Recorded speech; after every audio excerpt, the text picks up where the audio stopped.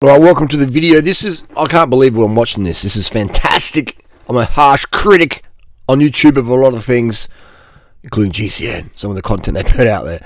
And some of it's fantastic. I'm still a sub, but yeah, anyway, Alex, his name's Alex from GCN, done a cracker of a video.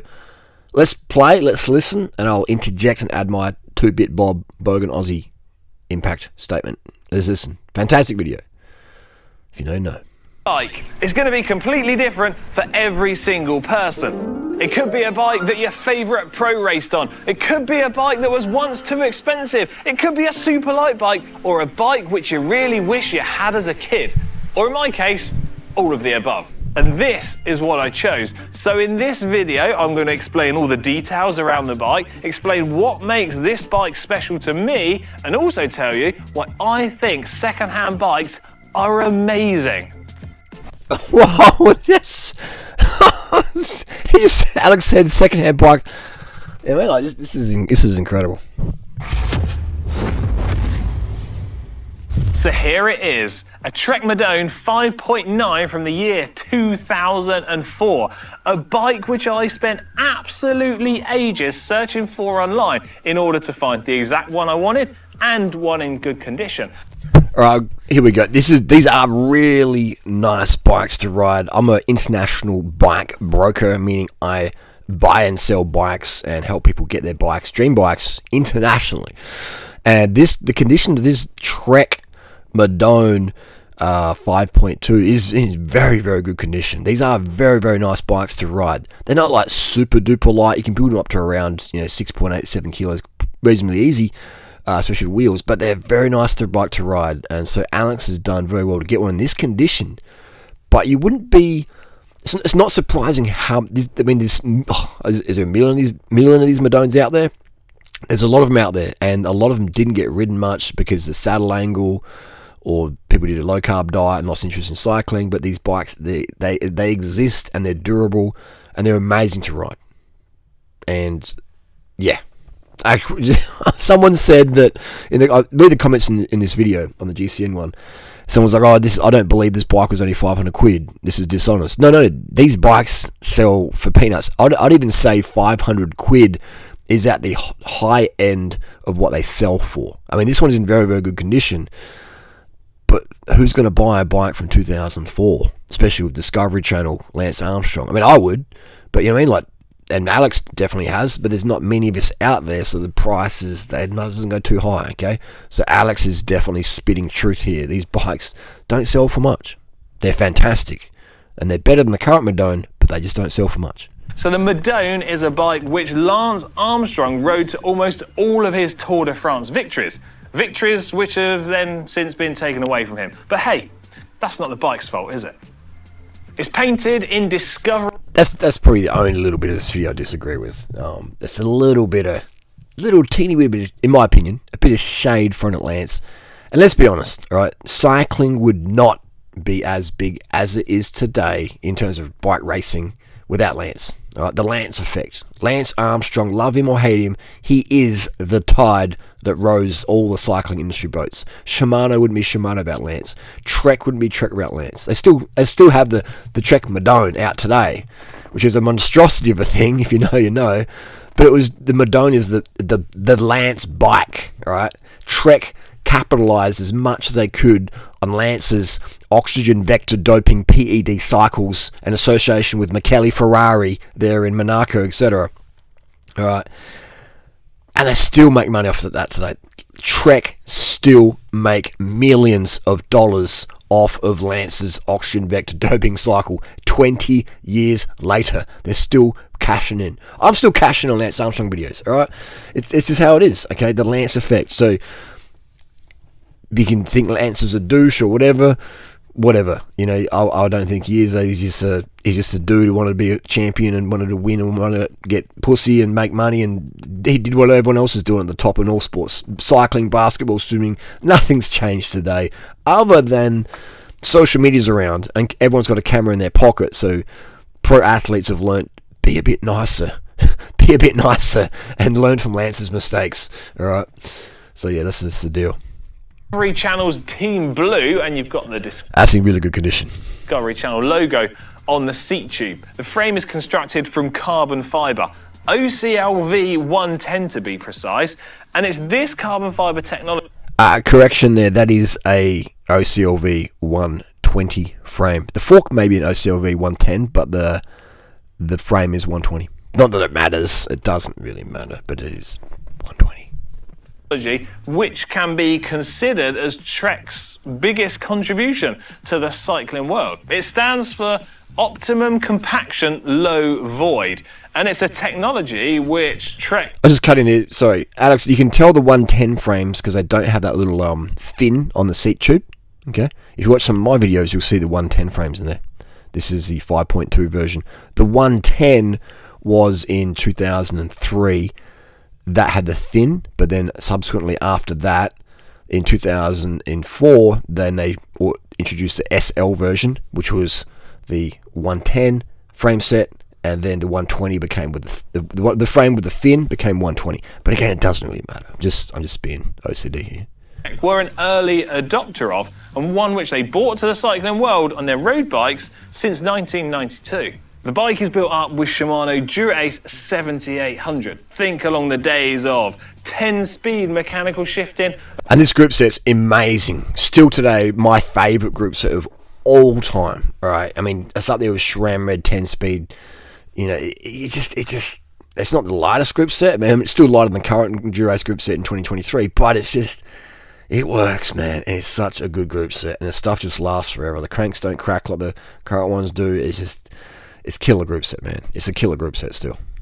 And rim brakes, although the brake calipers and front derailleur have actually been swapped out for Ultegra. I don't know if that's how the bike came from the factory or if someone's just downgraded them from Dura-Ace. The exact specification of the group set and this bike was spec'd with 6600 10-speed Ultegra. Yeah, it was. The gearing, well, the crank, we've got 172.5mm crank arms.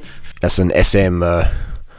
looks like an SM9000 bottom bracket in there, which again, it's just great. It works. The Shimano BSA Holotech 2 bottom brackets just work across the board there. It's fantastic. Look, these cranks are so pretty, aren't they? Damn, this bike's in great condition. Look at that blue. Magic. Absolute magic. 53 39 tooth chain rings. At the rear of the bike, we have an 11 to 25 tooth cassette, and that small little rear derailleur. And up front, we've got shifters which have the cables exiting from the side. And it's mad how that alone can make a bike look quite dated. When it comes... And those shifters, they just last forever. Like sometimes you'll go to a bike sale and the shifters won't shift over. And the seller's like, yeah, we need new shifters, mate. You know, and sometimes you can say, nah, I just need some WD-40 spray in there and click them through a few hundred times. It'll be good to gold. But sometimes people don't like the truth. So yeah, no, shifters are dodge. But I've never... I don't recall ever seeing a Shimano 10-speed shifter failing. All right, I've recalled hundreds of pairs though as a bike mechanic getting all gunked up and not shifting until you go with WD-40 or RP7, click them through a few hundred times, and they're good to go for another 10, 20 years or whatever. So they just last, man. This 7800 stuff was built for doping and it was built for durability. If you know, you know. To the wheels, these are not what the bike would have originally had fitted to it. These are Mavic Caserum Elites fitted with Continental Gator Skin tyres. However, when the bike was new and pros were racing on this thing, it would have much more liked to have some Bontrager wheels and Bontrager tyres. Oh, Hutchinson tyres. And in the coming weeks and months, parts like this are something which I'm going to upgrade and get back into its original condition. Up front, we've got these beautiful Dura-Ace shifters with this shiny finish on, which is a little bit scuffed and I'm going to polish up when I get to restoring some of this bike. In terms of the handlebar and stem, these are from Bontrager, which is Trek's in-house componentry brand. They're both made from aluminium and then... Man, this bike's in mint condition. Look at it. Look at it. Oh my God. Damn. What a great video. Look at this condition of this thing. So it's got some, that heat tubing, what's it called? I forget. Wow, it's in great condition. 2-bolt Bontrager stem. It's good stuff. And these ones have an alloy steerer, so quite durable there. They're the Race Light branded version. The seat post is not the correct one, which should be going with this bike. Fitted to it is a Ritchie carbon fibre seat post and a Selle San Marco saddle, both of which I think I'm going to swap out at a later date. No pedals or bottle cages came with this bike, but chances are I'm going to fit my... That is, in my opinion, the prettiest crankset out there that Shimano's ever done. Absolute art. Jewelry. This is jewelry. Amazing. Beautiful stuff. Normal Wahoo Speedplay pedals, and I'll try to find some original spec bottle cages to go with it. That is the original spec bottle cage, Alex, is the Bontrager Bat Cage, and still today used in the Pro Peloton. I mean, I can't remember if it's used this year in the Tour, but I definitely saw it last year in the Tour. The Bontrager Bat Cage is what Lance used in 2003, 2004. In terms of the bike weight, well, I kind of left my scales back at GCN Megabase, but we'll pop the weight of this bike up on screen. That's still pretty light. I mean, to change your wheels, a few parts over here, you're going to be low sevens for sure with pedals. Once I've weighed it afterwards. Now, it's kind of mad to consider how light this bike feels compared to a modern equivalent, especially when you consider that I paid just £500 for it. And that is one of the amazing things about second-hand bikes. You can find some absolute bargains which almost laugh in the face of their modern day equivalents. Now, this bike, when it was new, had a retail price of $5,000, which is around 4,000 Great British pounds. It's 5,000 Australian dollars it would have retailed back in the day with Ultegra. But yeah, Alex is right, man. It's like the deals are out there, and anyone who says, "Oh no, it's not true," 500 quid. I looked, I can't find any. You didn't look hard enough, mate. You know what I mean? So it's like people out there, they're just like, well, I looked on Facebook a few months ago, I didn't see anything. It's like, I went to the Nike outlet today, I bought 17 pairs of shoes for prices so cheap, people would not believe it, unless they also at the Nike outlet today as well. People wouldn't believe it. I sell my shoes so cheap, people are like, these are fake. He sells fake shoes, no way they could be that cheap. And that's with my cut on top, okay? So if you're into flipping stuff, you know how cheap these things sell for, really. But people who aren't into flipping things at a deep dive level will just think me and Alex are BSing them. But it's true, these things sell for... It's old stuff, man. People don't want old stuff, or most people don't, so the value drops right off. And I've got to say, it is one hell of a piece of kit. Eagle-eyed and regular tech viewers will probably be sat there thinking, hold on a second, didn't you basically have this exact bike almost a year or so ago, which you used for your budget hill climb series? Well, yes I did. However, I was a total idiot and sanded off all the paint and basically ruined it. Yeah, but isn't that great? He's got accountability. He's like, yeah, that was a dumb move, and yeah, it was, but hey, you had to do it, I mean, but at the same time, sanded back looks pretty cool as well, but I think that Discovery paint job, I'm a fan of it. Sorry, everybody. I couldn't help myself. So, what is the actual plan for this bike? Well, I'm kind of going to be spending time getting it back to its original condition, restoring parts and upgrading some key areas to not only get it how it was when it was new from the factory, but also in a condition that I feel like I'm happy to ride it on a fairly regular basis, which also means I'm then going to be able to see how this bike stacks up and compares to a modern day equivalent. Now, I mean, look at this thing, look at all the spokes in that thing. Some sort of Orbea gravel bike or whatever, like it's just... I just look at that bike and I just see problems, man. I see rubbing rotors, I see the wind catching the extra spokes, I see the steering's not as good because it's got a freaking pizza cutter on the front and it's got such a lightweight carbon. It's just poorly designed bikes, these Rio disc brakes are. If you know, you know. Now, if you want to see that and see the... And it's, to make this bike a really good bike, all you need is pedals. Like, literally, as is, if you like the seat, this is a killer bike as is, man. Those Serum Elites aren't too bad, all right? Just as is, man, with pedals. This bike's killer. What I would change in it, from this picture here, obviously, pedals, I would change it to my preferred seat, and I would change it to some FSA compact bars, and that's it.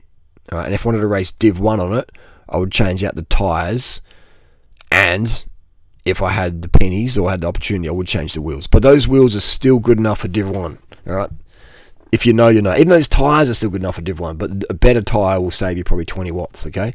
But if you're a hitter in Div 1, this setup will be fine as is. But I would change the tyres to something a bit more racy. But I'd wear these tyres out first. I'll have these tyres for winter.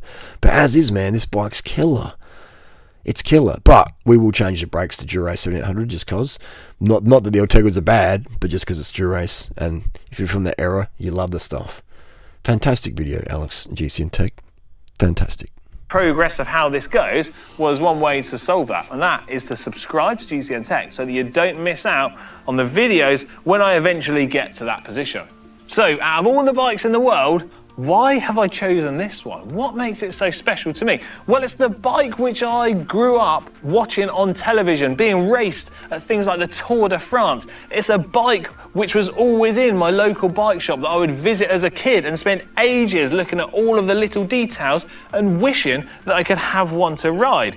And then here I am, sat some 20 years later with the exact bike, with some spare cash in my pocket, ready to invest into this little project of mine, upgrading parts, restoring parts, and just generally making the bike how I want it to be. And then finally, the great thing about doing projects like this is that buying second-hand bikes can be super cheap, which makes it accessible for lots of different people.